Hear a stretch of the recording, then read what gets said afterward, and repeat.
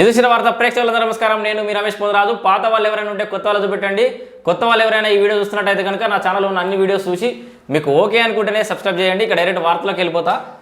రేవంత్ మన రామన్న ఉన్నాడు కదా, కల్వకుంట్ల తారక రామారావు గారు, మన యంగ్ డైనమిక్ లీడర్. ఆయన రోజుకో వార్త మంచి ఎత్తుకొస్తున్నాడు. మనకైతే ఏమంటున్నాడంటే, రేవంత్ ప్రజలు ఎన్నుకున్న సీఎం కాదు, మేనేజ్మెంట్ కోటాలో పదవి తెచ్చుకున్నాడు. కేసీఆర్ లేకపోతే తెలంగాణ ఎక్కడిది, సీఎం పదవి ఎక్కడిదట. మొత్తం మైండ్ దొబ్బినట్టుంది ఓడిపోయాక. ఆయన ముఖ్యమంత్రి కావాల్సిన వాడు, ఆయనతో వేరేటైన ముఖ్యమంత్రి అయ్యేసరికి మైండ్ పనిచేస్తలే. ఆయనకి ఏం మాట్లాడుతున్నా అర్థమవుతలేదు. సీఎం పదవి ఎక్కడంటే నువ్వు మీ అయ్య కాకపోతే నీ జేజం అవుతుండే ముఖ్యమంత్రి పదవి ఏమైనా ఖాళీ ఉంటుంది నాన్న. ఏం మాట్లాడుతూ అర్థం కాదు. ఇంకో ముచ్చట ఏంటంటే, మేనేజ్మెంట్ కోటాలో పదవి తెచ్చుకున్నంటే అస్సలు మేనేజ్మెంట్ కోటా అంటే నీది. దబ్బన మీ బీఆర్ఎస్ అధికారంలోకి వస్తే ఇట్లా ముచ్చట లేకుండా మేనేజ్మెంట్ కోటా నీకు పట్టాభిషేకం చేసేటోళ్ళు యంగ్ డైనమిక్ లీడర్కి.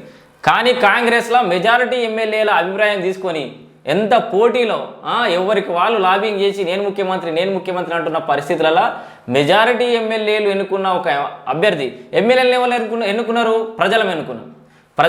ప్రజాప్రతినిధులే ముఖ్యమంత్రిని ఎన్నుకున్నారు.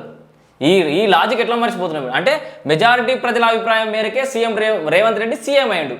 మరి నువ్వు ఎట్లా అయ్యేటోనివి? నీ ఎమ్మెల్యేలు అడుగుడు బిడుగుడు ఇవన్నీ ఏముండేవి.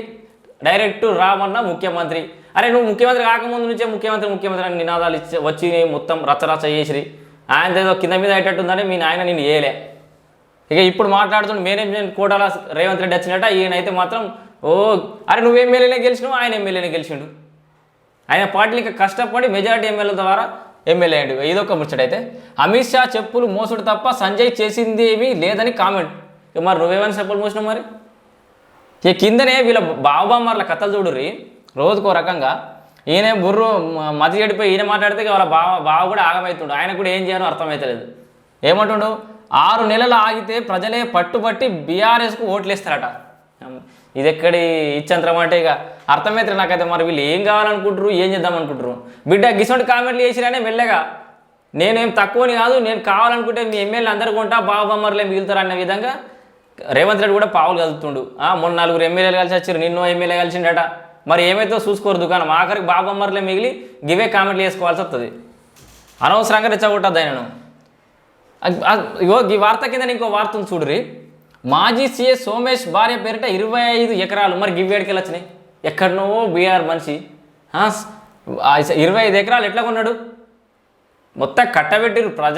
ప్రభుత్వ భూములను, ప్రభుత్వ ధనాన్ని, ప్రభుత్వ సంపదను మొత్తం దారదత్తం చేసిరు మీరు.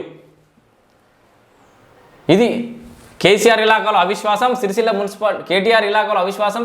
ఇక చూడు ముందుగా ఇక దాన్ని ఏమంటారు చూడు. ఇక నాకు కూడా ఈ మధ్యలో కొంచెం వల్గారిటీ జోలికి పోద్దనుకున్నా, కానీ మీరు చేసే ఈ ఏషాలు చూసి నాకు కూడా కొంత అసలు ఆవేశం దండుకొస్తుంది. ముందుగా నీది నువ్వు చక్కగా చూసుకో.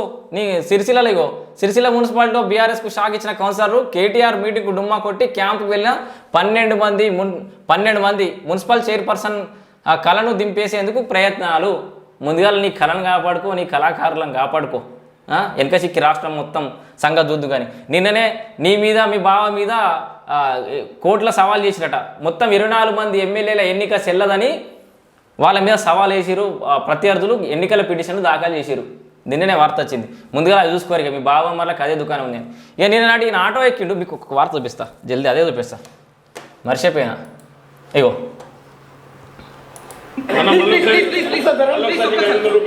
మన రామన్న నిన్న హైదరాబాద్ ఒక ఆటో ఎక్కిండు. ఆటోలో ఎందుకు ప్రయాణించిండు అంటే, ఆటోలలో సమస్యలు ఏమున్నాయి ఏం కథ అని కనుక్కోనికి ఎక్కిండట.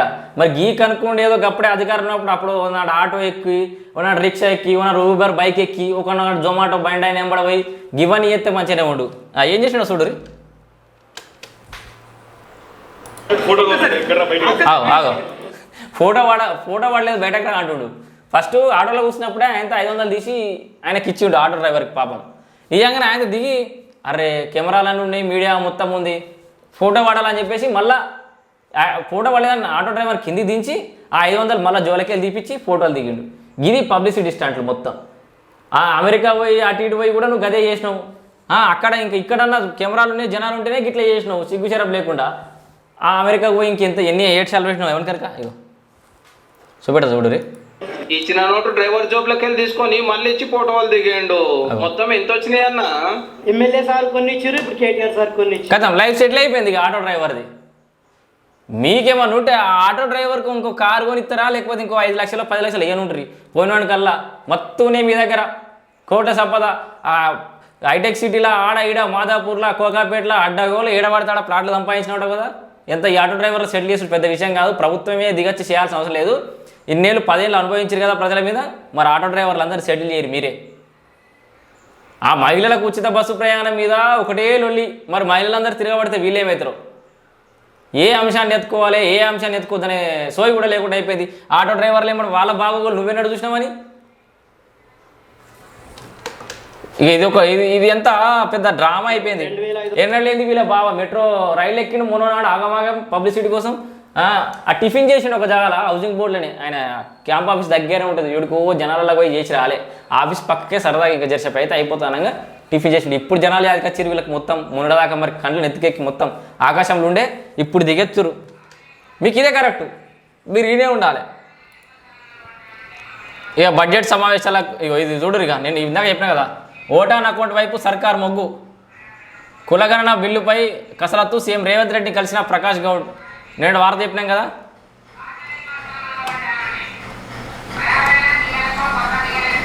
వెనకాల బ్యాక్గ్రౌండ్ మ్యూజిక్ వస్తుందా మీకు? పాత ఇనుప సామాను కొంటామని గట్లే ఉంటుంది వీళ్ళది కూడా. మా గల్లీలో గట్ల పాత ఇనుప సామాను వాళ్ళు వస్తారు. ఎందుకంటే మనకు పకడ్బందీగా స్టూడియో లేదు, ఇటువంటి వాయిస్లు రోజు పాత ఇనుప సామాను, కుడుకలకు చక్కెర ఇవంతా వస్తూ ఉంటున్నట్టు. ఈ పాపం ఏందో మరి దరిద్రం వీళ్ళ గురించి చెప్పినప్పుడే వస్తాయి. మొత్తం కేటీఆర్ గురించో, సీఎం గురించో, హరీష్ గురించి చెప్పేటప్పుడే ఈ పాత ఇనుప సామాన్లు అని కూడా వస్తాయి. అయ్యో ఈనాళ్ళు ఏముంది, సరళమైన భాషలో తీర్పులు ఇవ్వాలి, చిట్ట చివరి వ్యక్తికి తలుపులు తెరిచి ఉండాలి ప్రధాని. నిన్న వజ్రోత్సవాల వేడుకలైనట. భారత సర్వోన్నత న్యాయస్థానం వజ్రోత్సవాల ప్రారంభ సందర్భంగా ఆదివారం ఢిల్లీలో నిర్వహించిన కార్యక్రమంలో ప్రధానమంత్రి నరేంద్ర మోడీ అంబేద్కర్ విగ్రహానికి బహుకరిస్తున్న సిజేఐ జస్టిస్ DY చంద్రచూడ్. ఇదైతే చేయాలి, ఎందుకంటే చిట్ట చివరి వ్యక్తికి కూడా ఆ కోర్టు ఇచ్చే ఆర్డర్ అర్థం కావాలి. కోర్టు లేదో ఆర్డర్లు ఇస్తే పట్టుకొని పాపం మళ్ళీ జనాలంతా ఎడుకో తిరగాల్సిన పరిస్థితి. సరళమైన భాషలో, అర్థమయ్యే భాషలో ఈ ఆర్డర్లు కూడా ఉంటే మంచిగా ఉంటుంది. గాలం అయితే ఎత్తురు, మరి ఏమవుతుందో ప్రకాష్ గౌడ్ది. లీజు భూములపై నజర్, రాబడుల పెంపు దిశగా సర్కార్ అడుగులు. ఏదోటి వేసి సంసారం వెళ్ళేదేయాలి, ఇక తప్పదా? రామగుండం పాత థర్మల్ కేంద్రం మూసివేతే మేలు, జెన్కోకు భారం నేపథ్యంలో కేంద్ర పర్యావరణ శాఖ నిపుణుల కమిటీ సిఫార్సు. ఇది గతంలో కూడా వచ్చింది దీనికి సంబంధించి. ఇది పర్యావరణానికి ముప్పు ఉంది, పాతది నడుతుంది, ఇబ్బంది అవుతుందని అంటే కూడా దాన్ని గిసోటి మార్చలే కానీ అడమైన బంగ్లాలన్నీ కట్టుకున్నావు. సుఖపడతా మలగెళ్తా అని ఈ పదవి నాకు శాశ్వతం అనుకోండి పాపం ఆయన. ఇది ఓవరాల్గా ఉన్న వార్తలు అయితే ఇవి. ఇక మళ్ళీ వార్తలతోటి మలగలుతా. ఇప్పుడు పొద్దుటి వరకు అయితే ఉన్నాయి ఈ వార్తలు.